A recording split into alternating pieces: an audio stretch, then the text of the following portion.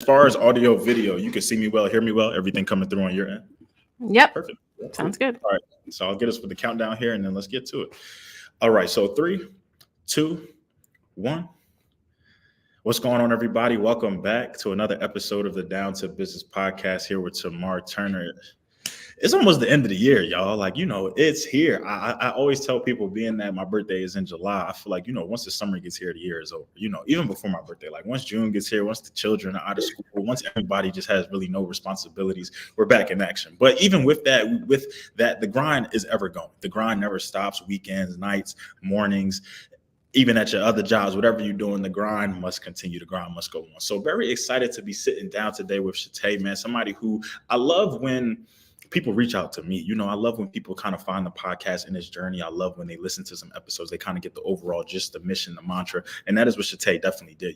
Reading the intro that she gave me, even going through everything that she's doing, and even some of the terminology and just the wording and how she phrased everything. I'm very impressed, but I'm also very eager to learn more and also push her out to my network and my audience. So before we get into all things, before I just let her take over and steal the show, Shaté, how's everything on your end? How you doing today?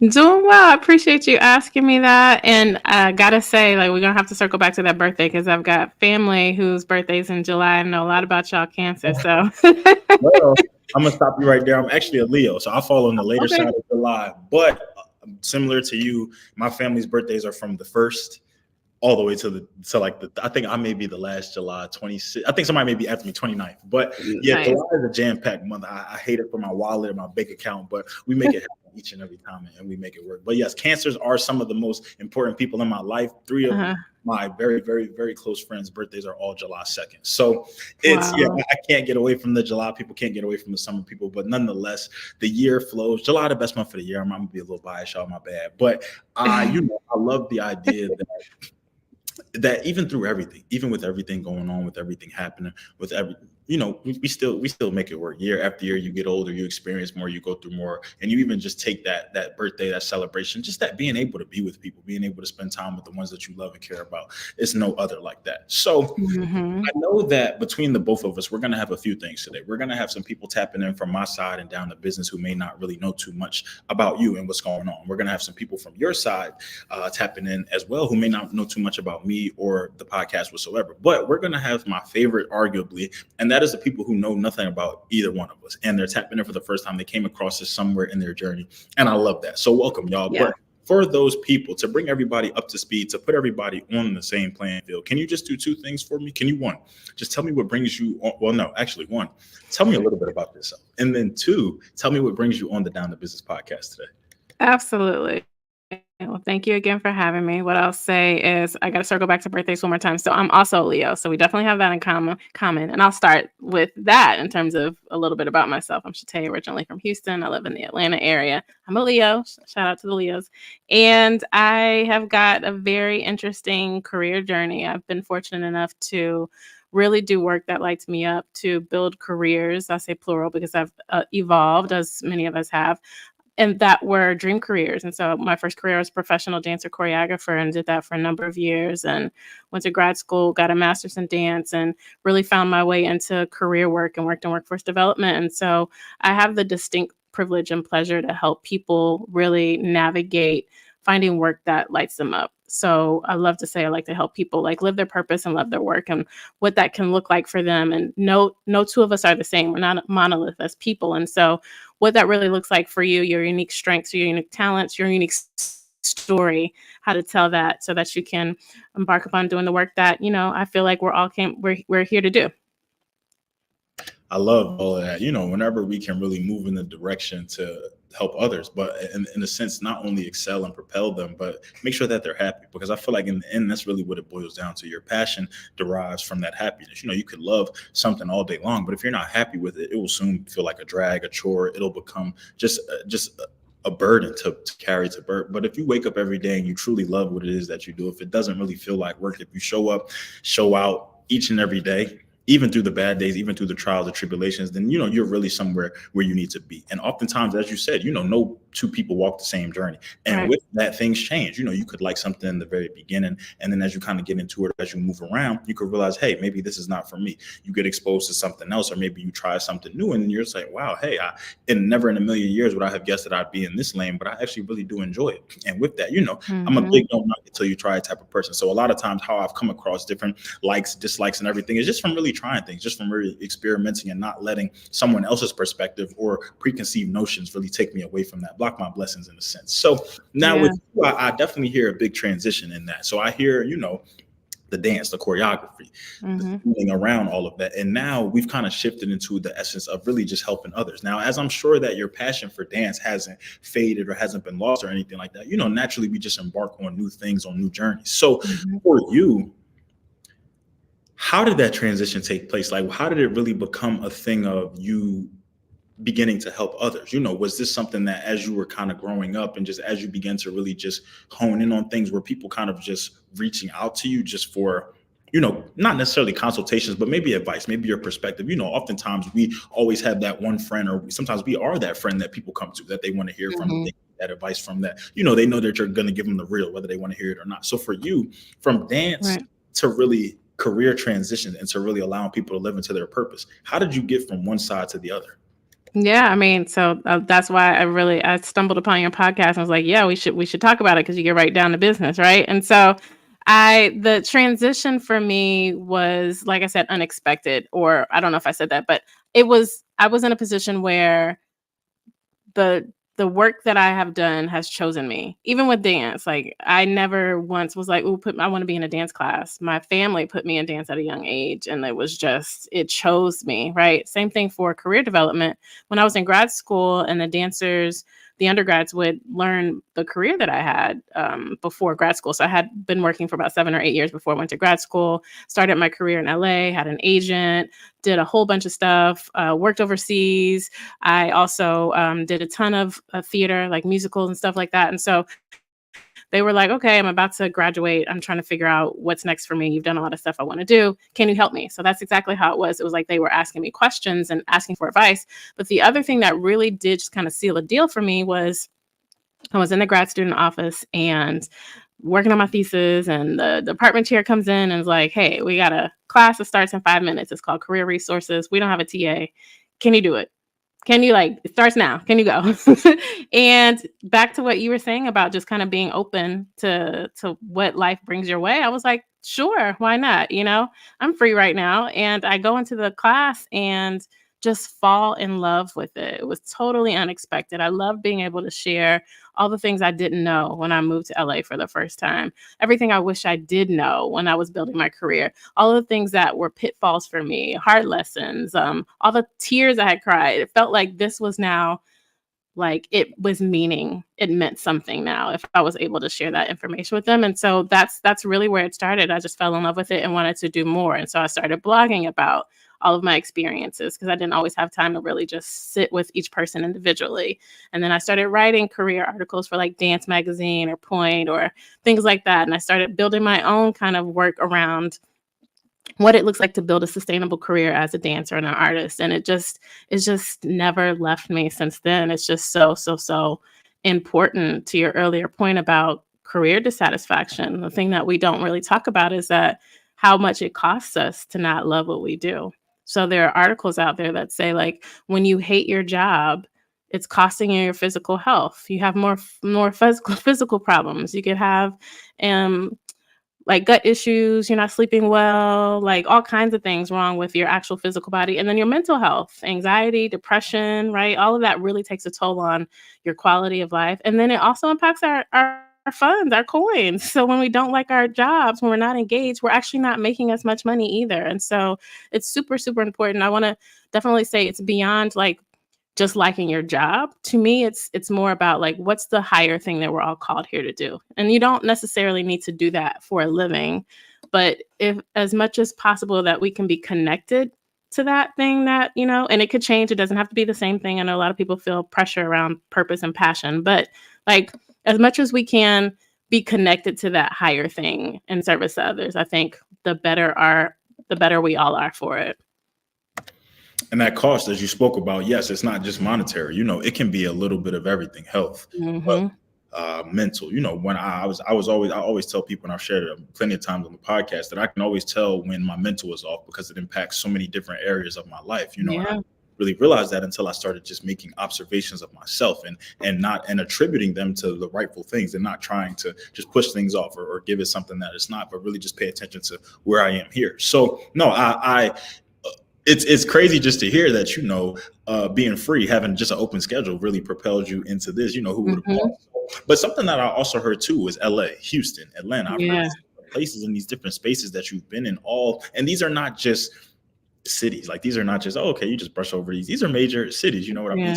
So to hear that and to know that you've been in a host of different, you've been kind of west, you've been, I guess we can say, more so east, a little bit south, and you've been West Coast completely. So was there any particular location, or was there any particular time period, or where you were, that really was instrumental for you? Was it being in LA and not really knowing how things are? Because I heard the West Coast, some people call it the left coast. Like, they're just a little bit different in the East Coast and the right coast, where, I mean, directionally wise, right. But when somebody's odd left, it's just a little different. But as somebody who's never been to LA, never been to Cali, it's a different lifestyle, it's different out there. But do you feel like there was one place that you've been, and it could be outside of those three that I've even mentioned, but do you feel like there was one place that was really a defining moment for you?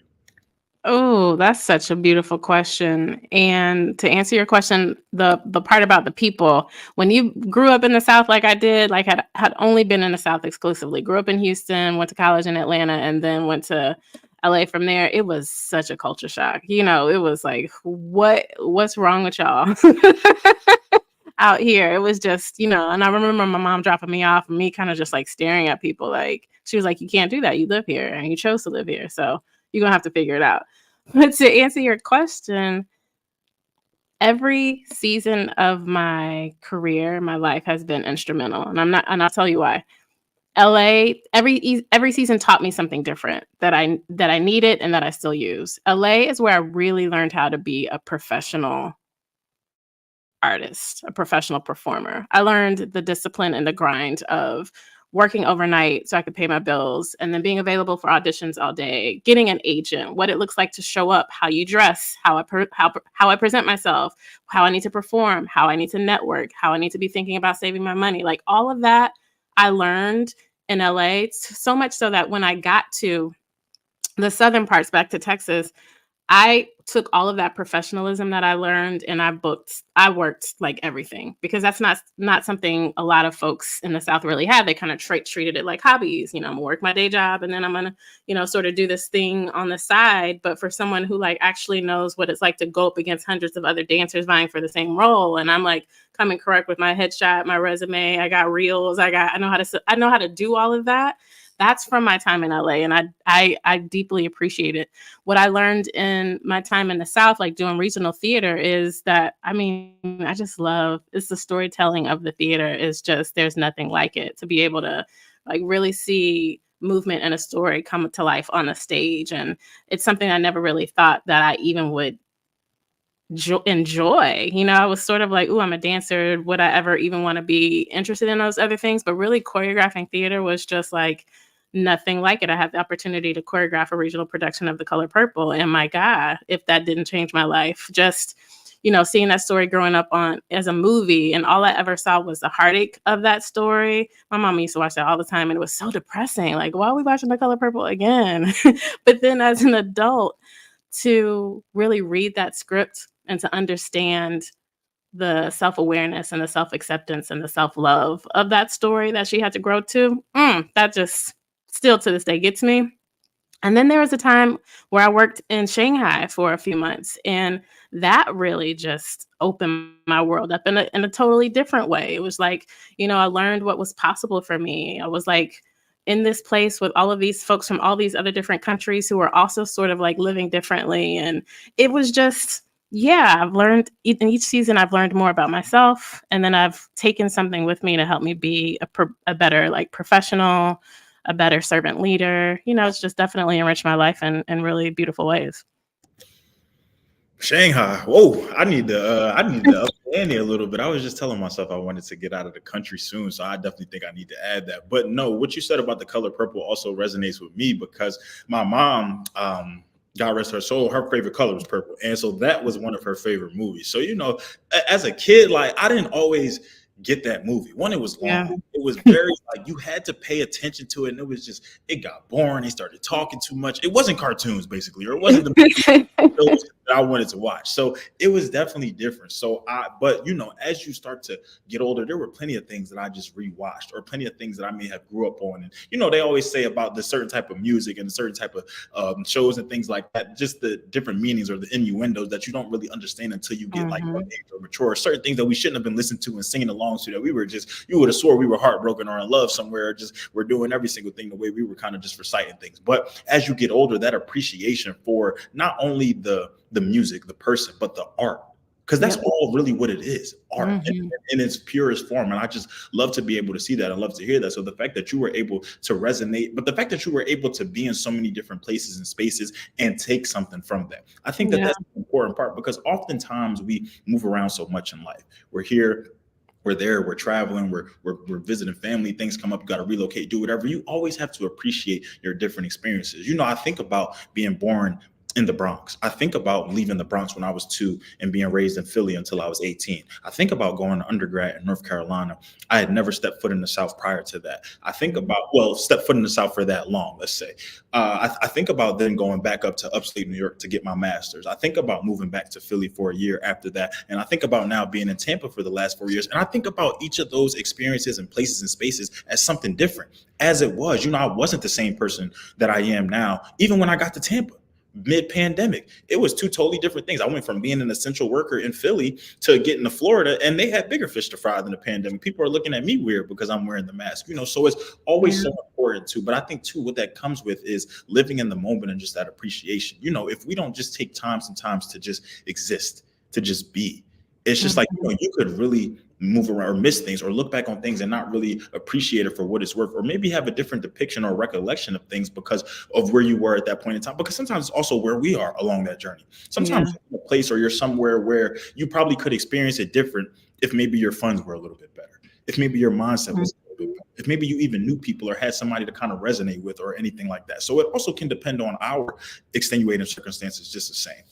So I love to hear that, through everything, through every place that you've been, through everywhere, every probably person you've met, every interaction that you've had, every grind, every late night, early morning, you've appreciated that, and it's come to allow you to grow into the woman who you are today. So getting into the woman that you are today, you had a very interesting line in your bio, and I want to kind of just pick it out a little bit. Like I said, I did some investigations. I had to pieces around. I had to vet the people who are coming on the show. But the line that really stood out to me was that you have mastered the art of professional transition. I don't think people really understand to master something. Like, to be a master of something, it's like an undoubtable confidence, but also the success speaks for itself. The results speak for themselves. This is not my first rodeo. I'm not just a one-trick pony. You can put me on this side, I'm gonna make it work. You can make me on this, put me on this side, I'm gonna make it work just the same. So for you to have mastered the art of professional transition, when did you really feel like that you overcame that? And I wouldn't even necessarily call it like an obstacle or anything like that, but when did you really feel like you got to that point in life where you were like, look, no matter what, like, granted, I'm not perfect. I'm not just the end all be all. I'm not the top dog when it comes to everything, but I'm very confident in my abilities. I'm very confident in what I do, and I'm very confident in my passion and what I love. When did that happen for you? Listen, let me tell you about how timing can be so divine.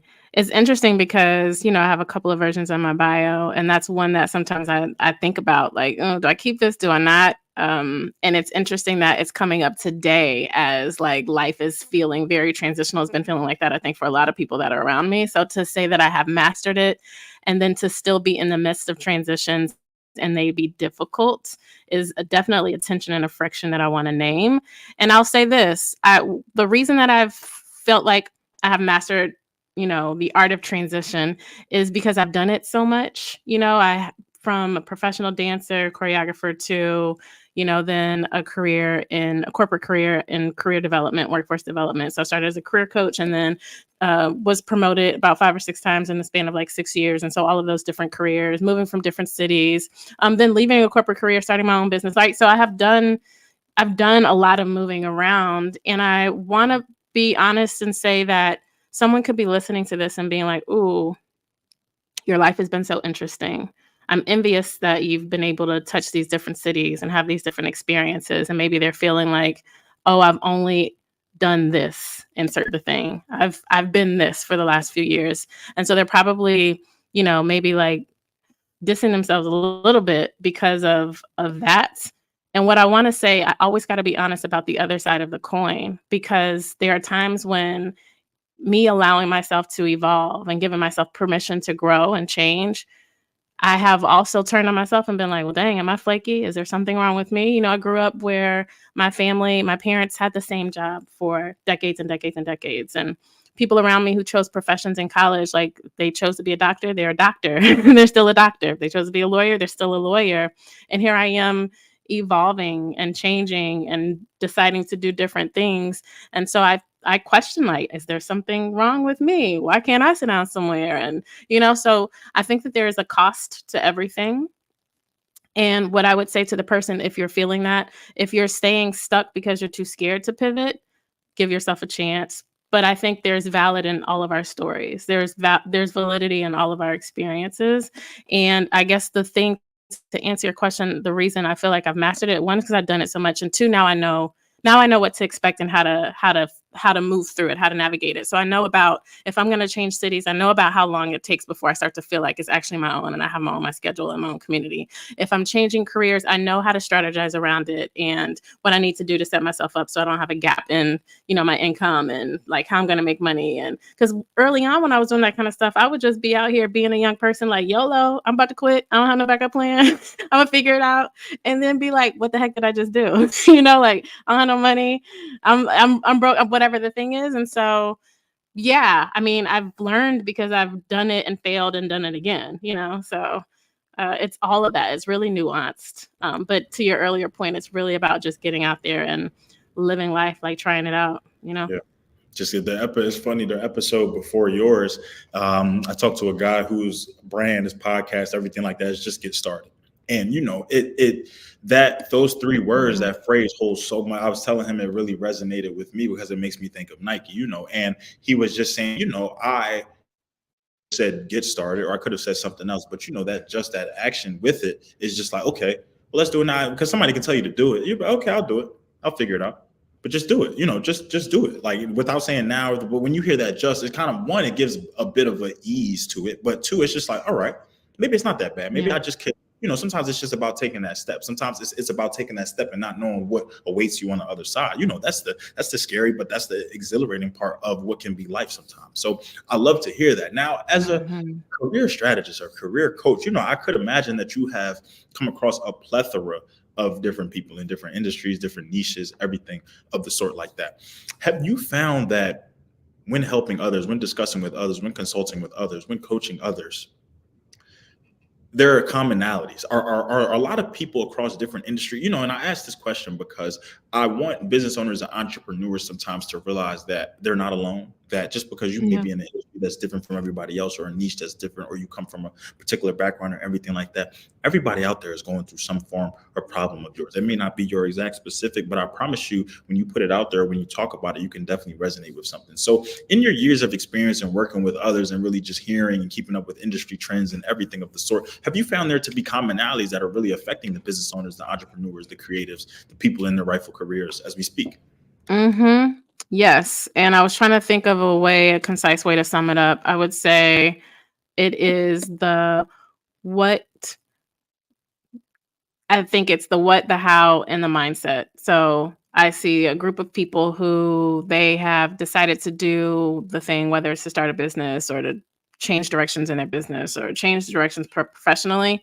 And they've done the work to give themselves permission to do the thing. And then they're like, wait, but what am I going to do? Like, what is it? I don't really quite know. I don't want to keep doing the kind of work that I'm doing now. I want to do something different. So those are a certain group of people. And that feels like a clear, you can take some assessments, you can do some reflections, sort of do some research and have some conversations and start to test out which direction you like to go. Then there's the how, people who sort of know what they want to do and they're like, but I don't know how to do this. Like, so if someone is in a corporate career, for example, and they're like, I'm going to transition out of this and I'm going to start my business. Maybe they're going to start working independently, doing the same kind of work that they're doing now, but they're like, okay, how do I do that? How do I get my first client, my first contracts? How am I going to sustain my living? Months on end, I got children, I got family to sustain, like how can I do this in a way that doesn't require me to go backwards? And that is really about strategy, like you think about how much you need to make, and then, so you do some reverse mapping and what you could be selling or what you could be doing, you do some networking, right? And then you have a plan. And then there's so many of us who it's a mindset thing. Like we want a different kind of life, but we haven't given ourselves permission to go after it. We're too scared. It won't work. Maybe we have some very real, you're taking care of loved ones, family members, kids, you have health issues yourself. You need the stability of the thing, or you're fearful that, the devil I know is better than the one that I don't, right? It's all of those. Or even if you have been like, okay, I know I want to do this thing, I'm going to give myself a chance to do it. Then there's these mindset blocks around, am I good enough? Do I have enough experience?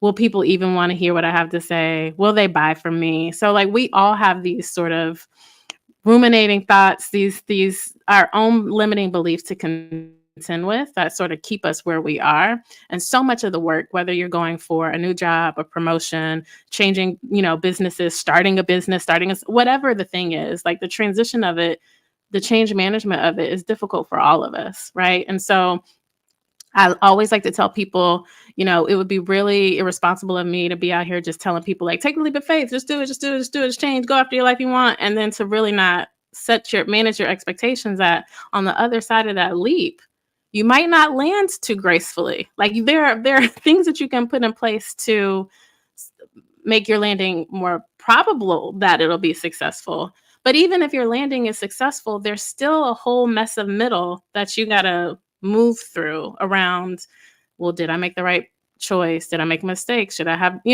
oh, I'm here now, this is hard, or it's different, or it's whatever the mind stuff that comes up for you, we all have to navigate it. And, I think it's the reason why so many or some of us are able to move ahead is that we don't let the mind stuff stop us. We all experience it. We all get rejected. We all get scared. We all get nervous. We all get self-doubt. We all do. There is no one that doesn't.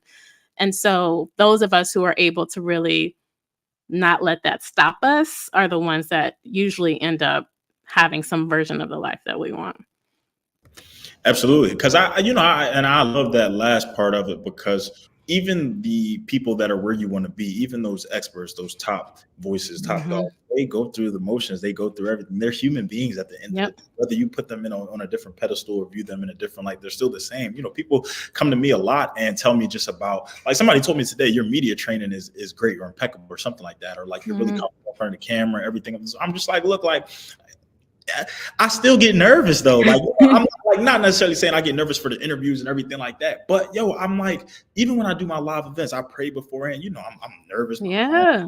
Even when I know I'm going to other places, it's the nerve. It's just because I'm a human being. I have those emotions. Yeah. Do I allow that to consume me, to bog me down, to really affect my performance? No, I'm gonna get out there and I'm gonna give you the best show that I got every single time. We're gonna get down to business. You know what I'm saying? But it really just goes to show that a lot of times it's really here. And a lot of what I had to do throughout my journey is perfect this, become a master of this. And it's very hard because the mind is a powerful tool. And we haven't even tapped into all of it, nearly half of it. So it's just like, a lot of times when I practice mental fortitude, a term that one of my fraternity brothers bestowed upon me, and I just never let it go since. And it was just like, to keep this strong is so important through everything, through no matter what happens, you have to keep this intact, because the minute it's not, as I told you with me, I know things start to fall apart. Things that I would never even would have imagined would be affected by my mental not being right are affected and are impacted. So I say all of that to say I go through the same things that the shyest person in the world may go through. You may consider yourselves an introvert. I may be extroverted, but I promise you, we still feel the same things. We still go through the same emotions and array of feelings just the same. But it's about how you combat with that, how you act upon it. Because no, I wasn't always, I wasn't always as impeccable as people think, or wasn't always, I watch plenty of videos now of myself.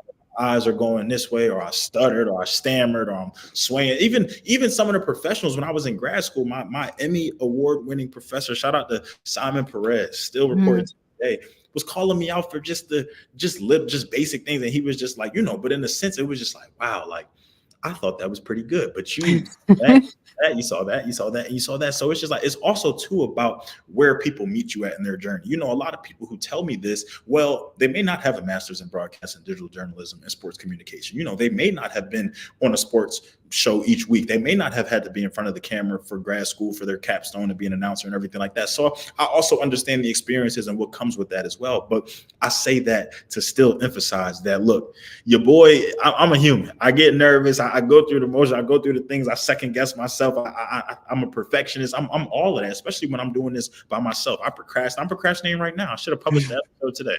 I didn't do it. But it happens, So, but like I said, it's all about how you come out on the other side of that. And I think that's so important. Preach. Yes. A side that we have not touched on just yet is you're an author. Yeah, I want to what's up with that? Because why I love that is because for the people who are following along the podcast, y'all know that I want to write a book someday. I want to put it out there. I don't even know I just want to put a book out there. I think that would be really cool. It's like when I tell people I want to get my PhD, they say, why? Well, I mean, Dr. Turner sounds better than you. Know what I'm saying? So it's just like, I just need that, but obviously I'm not just going to throw myself in the PhD program. But as an author, why? Where did that come along in your journey? Why did you decide to do that? And then I've asked every author this question. They've always given me a different answer. What was the process like for you? I've had some people tell me it was smooth. It was easy. They called an editor. It was pretty easy once they got out of their own head. I've had some people tell me that it was probably one of the hardest things that they've done, from procrastination, from just life happening, from everything. And I've had people tell me that they were somewhere in the middle, that they would definitely do it again, or they have done it again, but they definitely learned along the way and they knew what not to do for next time. So for you, where do you fall within that realm? Yeah. So in that period of time in my dance career where the sort of career bug had bitten me, and I was like, ooh, I get to share all the things that I've learned. And I started blogging. So I built a resource, a site called The Working Dancer. And it had all these articles that I wish I had, down to when I told my parents I was moving to LA, and just all these things. And I was also, again, writing for Dance Magazine Point, these national dance publications. And I will say this about your question. Writing is what I enjoy. I love stories. I love books. I grew up reading, and I collect books like most people collect shoes. I just love stories. And so I think that's why it's a huge part of my work, with content development, things like that, and career strategy. It was for me, the process was okay, I started to have this collection of blog posts that were, had a life of their own. And then I was okay, I started making these resources where I was curating different posts for folks to read. Okay, if you're coming into my platform at this certain time, and now I have all of these, I have one about taxes, about when you should say no to the dance job, about when you should write. So I'm curating these articles and making it a resource. And then I was oh, well, if I'm making a resource with curated thoughts, this is just a book. Write the book. And so that's really kind of what it was, and this was 2015, 2016-ish. And so, ebooks as lead magnets, or books as lead magnets, were a huge thing. And so I really just did that. The writing part wasn't difficult for me because, like I said, I was already writing a massive amount of content. So I really just put the thoughts together and organized sort of what I already had and filled in the gaps. And so I just would take my time and do that. It didn't take me a really long time because, like I said, I already had some stuff to work with. So within a couple of weeks, I did it, and then I self-published. So I was on iTunes and Amazon and all the other places trying to understand. I did all of those things by myself. I basically was just fumbled through it, upload the book, I made my book cover on Canva. When I say I bootstrapped and did everything myself, I did it and I put it up there, and then I started telling everybody about it. I made a little reel for it. Like, video production is my thing, so I made a little commercial for it. Like, I did all of those things, and it was really like that. I was really, really proud of it. I have since gone on to do other sort of ebooks. Like, so my book was primarily digital, but you can also buy it on Amazon and get a hard copy of the book. I would like to write another book, but I would like for it to be like published by like a separate entity, maybe even like a major publishing house, just so I can know what that sort of feels like. I don't know if that's, I should be careful what I ask for, but for some reason, I don't know. This is going back to the limiting beliefs and like how we feel about ourselves. Like, as much as people are like, oh, you wrote a book, for some reason, I'm kind of like, yeah, I self-published it. And so I kind of want the weight of like somebody else believed in this idea too. And they wanted to publish it on my behalf. So I don't know if I'm overthinking it, but I'd like to have that experience. There's a lot of things that you could do with that, but like you said, also be careful what you ask for. Typically as people who like to grind and get into all of that, we typically love to just throw things on ourselves. And then on the back end, we're just like, wow, like, yes, I really want to do this, but dang, I really added a lot with this one. I tell myself every time I look at I was even updating my resume today, and I was just like, dang, like, why was I doing all of that? Why did I choose to do that? Where did I follow up? It's just certain things that I come across sometimes, or I even tweeted probably like 2 weeks ago. I was just like, hey, have you ever signed yourself up for something, it forgot, and that time came, you got that calendar reminder, you got that email, that phone call, you're just like, wow, when did I? Yeah, so I definitely understand that. I get that, but okay, I love that. I love to write too. So I studied teaching. My concentration was journalism, so I was big on that. I love to, from the bios that I do here. That's why I was kind of too. I tell people. I think now I'm realizing why I didn't want to move towards the Chat GPT realm of things, and it was just because I love to do it myself. I write all my episode bios myself. Just from listening to the episode, knowing the interviewee and everything. But two, I still got to make sure I got it. Like, I feel like. Start Chat GPT and things, I'm getting lazy. I'm losing vocabulary. I'm forgetting what word. I'm a big grammar person. People call me the grammar garden because you don't make a grammar mistake around me, I'm going to correct you. Whatever, email, whatever, it don't matter. Now, I also get caught slipping too, so it's okay. But I say all that to say, I just have that fond appreciation for that. So I want to always make sure that I'm staying in tune, that I'm tapped in, that I'm, like I said, I got to make sure I still got it. And I can still get behind the wheel, and I can still make it shake and make it bake. So but I love to hear that with your journey, and I'm definitely very interested to see where it takes you as you start to explore and experiment with different routes and different options and just different experiences and even different people. You could definitely find it to be something that could be of great use to you and even propel you into different avenues just the same. Mm-hmm. So I know that we're going to have some people tapping in that their curiosity is piqued now. Their interest, their eyebrows have raised. They're kind of looking around the corner like, hold on, I'm kind of, she looks like me. I resonate with her. She done been some places I done been before. She understand the South. She understand the West Coast a bit. She could dance. So everything in there. But I am very curious, more so for my audience, but also just for myself, just the same to know. But what does it look like when people want to work with you, when people want to work with your organization, with what you guys are doing? A lot of, and I guess I asked that question too from a marketing standpoint. Like, how do people find out about what it is that you do? Is a lot of this word of mouth? Is a lot of it through other work and a lot of other connections that you have made? Is a lot of it through maybe events that you put yourself out there? Are you big on the social medias? Is it a little culmination of everything? What does that really look like for you and the experience that others will get when stepping into your field too? That's a good question. I can tell you all the things that I've tried and what I actually think works and what I enjoy. And so, I have done content marketing, right, which is all of the writing. I used to have my own podcast, so I've done that before. I now do podcasting, like guests on other people's shows. There's so much of this work that like is getting planted in a community. So for me, I'll talk my dance career. It was like, okay, what local community was I in? Do those people know me? Am I in those classes? Am I going to those events? Are we in those shows together? And so then that becomes like word of mouth. It's also like doing great work so that when, someone works with you, they call you back for the next one. So that's how referrals happen. And so, the other parts of it, social media is not always been a huge thing for me. I love LinkedIn. But just social media itself, because I grew up grew up. I feel like I'm sounding so old, but like when I was in the peak of my dance career, social media wasn't a thing, right? So we weren't having to like show how many followers we had at an audition to like book a job, right? But now that is how you're like building, right, your credibility and things like that. So for us, it was really like more in real life kind of things. And I find that I still like those kind of more in real life types of things. I will say that also one of the things that has been surprising to me that has been working is like Pinterest. And so I had my blog from back in the day that is still there. It's just shatéhayes.com instead of The Working Dancer. I would automatically post to Pinterest every time I blogged. And that is still bringing in people to my list like 8 years later. And then back to those real life relationships, after I got my master's in dance and I was a dance educator, being an adjunct at a number of different college campuses in the Dallas area, so many of my students are like still on my list. And like all these years later, when I was like, hey, good, what's up, y'all? This is what I'm up to. They've been like, girl, I've been looking for you. Can we work together? And so those real life relationships like are a thing.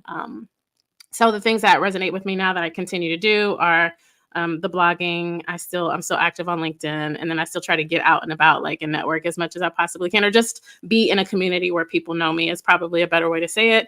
And then some of those like media type things, like I'm sure you're fond of, like the writing, the podcasting, and things like that. Those all feel enjoyable to me, and I like to have conversation and meet cool people. So like this like really, really works for me.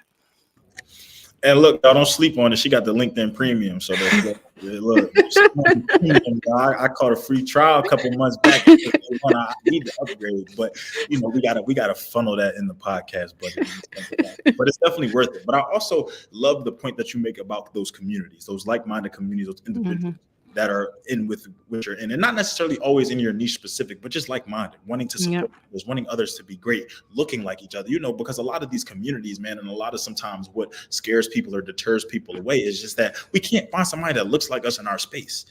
And sometimes it's hard to be a trailblazer. It's hard to be that outlier. It's hard to be that one of these things is not like the other. It's not really the easiest thing to do. But I will say something that I have always found to date to be, and I've more so done it within the last year or two, are joining these communities of people. There are so many people out here don't know you, probably may never meet you, but want you to succeed, want you to propel, want you to elevate, want you to do so and not have to go through all the mistakes, all the trials and tribulations, the hoops and the hurdles that they went through. They want you. It's nothing like somebody who doesn't want to gatekeep and who wants you to succeed and doesn't want to dime from it. But more so, your success is that's their joyous moment. That's their passion. That's their end all be all. That's why they go to bed happy each and every night, because whether you succeed, whether you fail, they're still set. They're still good, that foundation. And it wasn't until I really joined these communities that I learned. But you have to join communities eager as well. You don't join these communities and just let them build up in your inbox and become spam and you just get the notifications and you leave. Sometimes I've come across things that it was presented to me one way, but as I join and get into it, okay, maybe this is just not for me. But 9 times out of 10, when you do your due diligence, when you do your research, when you really are intentional about what you're getting into and what you're joining, man, the resources, the connections. I've had people send me things complimentary just because I joined and just because I followed up and said, hey, thank you for the invitation. I really appreciate that. And I love what you're doing on your platform.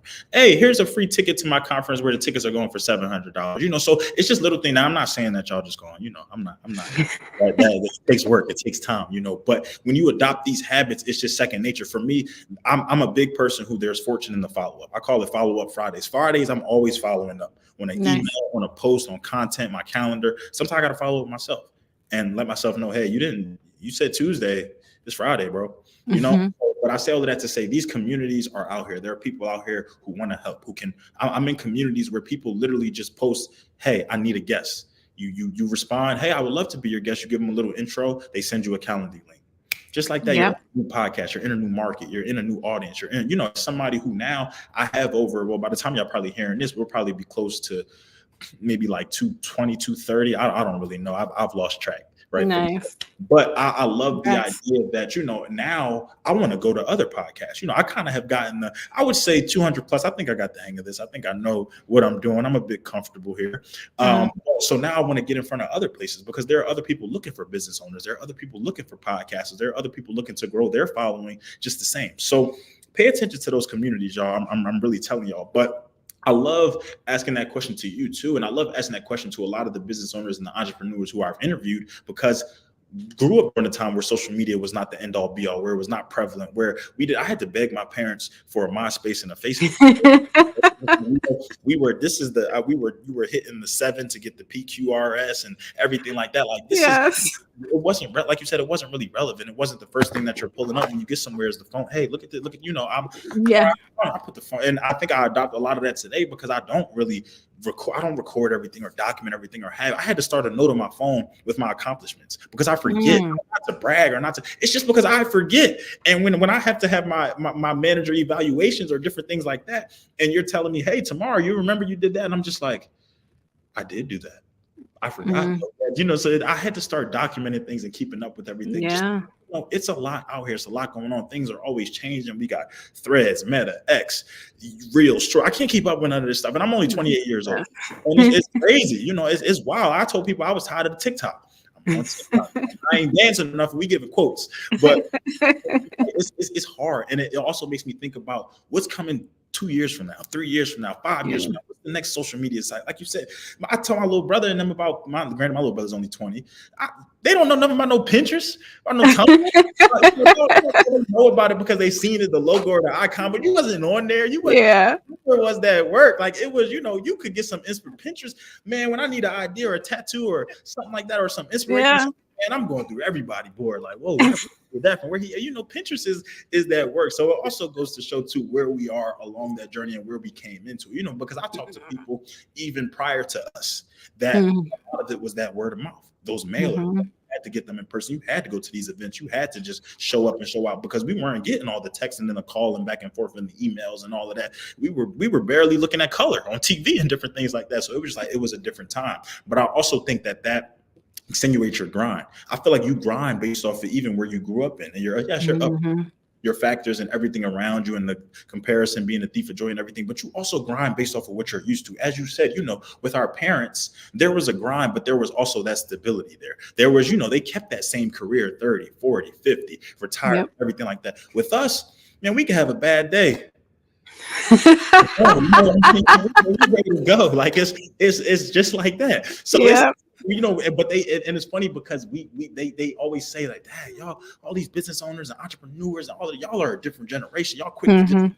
Yes, because look, if we ain't happy, we ain't happy. You know what I mean? So I just love that aspect of your journey. So now, before we get into all things where people can tap in with you, find more information about you, follow along the journey, even work with you, collaborate, everything of the sort like that. Do you feel like there is anything that we have not touched on that you would love to speak about, whether it be words that you want to leave the people with? I know we're going to have some business owners, entrepreneurs, creatives, maybe even people who feel like they're stuck in that rut right now, who may just need some or some preparation. Or if you don't have any of that, what I also will say, something I love to do here without spoiling any surprises or anything like that. Do you have anything that we can look forward to, whether it be towards the end of this year for 2025, any new event? As you said, you just love to just add different things to your plate and be careful sometimes what you wish and what you ask for, but you are a grinder nonetheless. So I know that, like I said in the beginning, we're going to have some people who this is their first time meeting you, seeing you, they're loving it.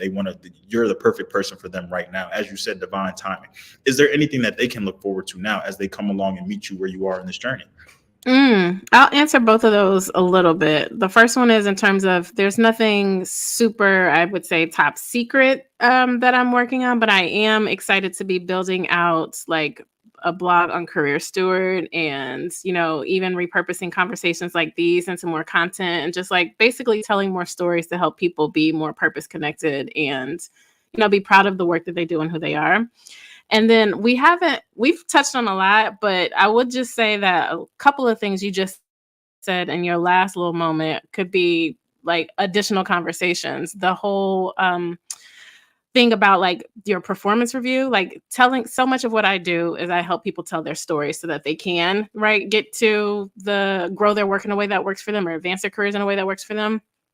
That promotion, and people think that like, oh, it's all about tenure and like I've been here long enough to promote me. No. Like you're gonna have to show your value, tell that story. And so that's everything. The way that people raise money for their businesses, the way that they get new opportunities, is literally about how we're talking about ourselves. So language that we're using, like we have to be able to tell those stories. So that's super important. There was something else that you said. I was like, well, that's a word. That's a word. That's a word. That's like all of these are just like, yes, like being planted in those communities, like the networking. There's just like a lot of things I think that could be, you know, things that you explore further in additional conversations, because it's all super important, and also things that, you know, I think we've probably all have picked up, tried to have to like pick up on our as we've gone along. It's not something that we kind of maybe knew to begin with. So yeah.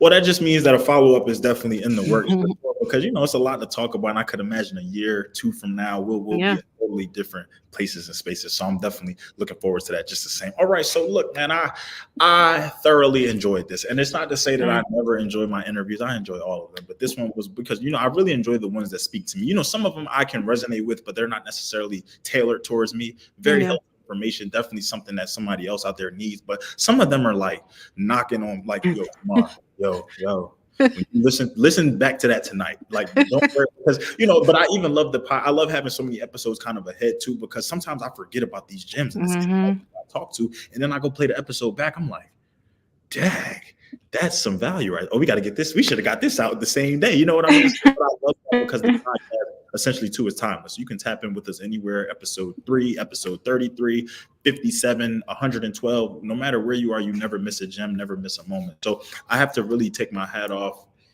and thank you so much for everything that you're doing, everything that you've done, and really just, as I said, taking the time to do your due diligence with me and reaching out and wanting to be on the platform. There goes that siren I was telling you about. So, but it always happens, y'all. I'm telling you, I try to together.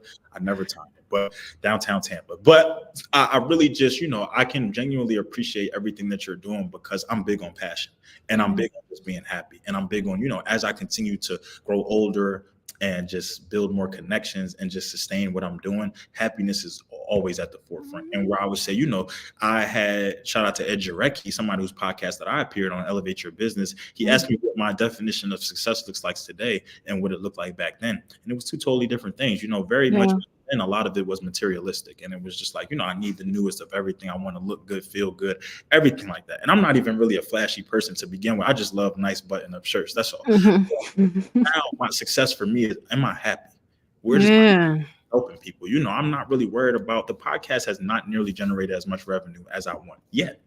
But that's not to say that, you know, if I was to really just focus on that, I would have stopped this episode 3, episode 4. We're 200 at this point, and I'm not stopping. I'm not looking back. I'm not going. I've had some amazing conversations, heard some amazing stories, and got some exposure and brand awareness, not only for myself, but for others. So I say all of that to say that, look, I genuinely needed this. And from Down to Business to Career Steward, we are wishing y'all nothing but the best. Always here to support, do whatever we can. But now here's my call to action. So arguably my favorite part of the podcast is, if the last 51 minutes were not, is the call to action, because this is where I feel like, you know, one, if you made it this far or skipped around or tapped around, yes, I'm talking to y'all because I know y'all be skimming through these episodes, which is why I put titles on the YouTube videos. I want y'all to watch, get them gems where you get them. But this is the part where I really want people to feel like, you know, you got all this value. You heard from a woman who is doing great things, who may even be able to kind of help you. So what are you going to do about it, in a sense? So out there that's tapping in, for everybody out there that's coming across this episode, whether they joined us live or whether they're hearing it at a later date,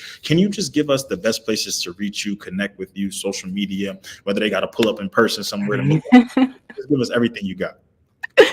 I would love to. Thank you for that. And I would say maybe you should just reframe that siren as like, play a game with it. Like, so whenever you hear the siren, that's the moment that you got to pay attention to in the podcast. That's the nugget. That's the ring the alarm moment. So yeah, just you use that. Don't let it use you. So where you can find me, I mean, first I'd say, for how would you know that, you know, you would need a me, is if you are trying to get to this next thing. You want to probably work independently. Basically, if there is anything in you that's like, what I'm doing right now is not in alignment with who I am, I'm ready for the next thing, whatever that is, and you need the strategy and the story to make that happen, I am the person. And so I do have a resource that I'd love to give away if you're okay with it. Couple of things, actually. So one is work with a lot of people, especially creatives who want to work independently, but they need the stability of, something to know that they can like maintain their lives. So I've got a resource where it's like 40 sources of independent contract work to supplement like what you're doing. And then when you grab that, there are a couple of other resources like how you can find the match for you, like the career match, make sure that you're working in alignment. And then you're also plugged into my career stories. I send a career story each weekday of all the things that I'm learning, the pitfalls, the things, moments that made me cry, the moments that were like, oh yeah, this was worth the $1 million that I just spent. And I share all of that. And you can basically grab those resources and be connected to me at lightmycareermatch.com. So that's lightmycareermatch.com is where the resources are. And from there, you'll be plugged into everything. So the blog posts, all my stories that I have. I'm on LinkedIn. You can find me Shaté Hayes, but lightmycareermatch.com will get you to all the places you need to be. And I just connected with her on LinkedIn, y'all. Like I said, that pre no joke. So go ahead and do that. Hey, man, I really just, like I said again, just thank you. Thank you for everything. Thank you for connecting. Thank you for what you're doing and the light you're shining in the lives of others. And thank you for really helping me, pushing my passion project forward. Nice. And what I'm here with Down to Business and everything, So I really do appreciate that. And as I said, Down to Business is here to support. Very excited to be able to tap in with you where we are now, but continue to follow along and see where things are. Even go back and see what you've done and what you've amassed and accomplished. And then we're going to move that forward for prosperous years to come. So thank you for that. But to everybody else, man, who continuously taps in with us, whether you join us on the IG Live, whether you join us on the Facebook, LinkedIn, YouTube, whether you hear this at a later date, I appreciate y'all, man. The podcast would not be where we are today without y'all, even through everything that's happened from relocation to just, delay but not denial. Sometimes the hurricane tried to not, knock us out of business and everything. We're still here. God is good all the time for sure. So I thank y'all. I love y'all. This has been another episode of the Down to Business podcast here with Tamar Turner.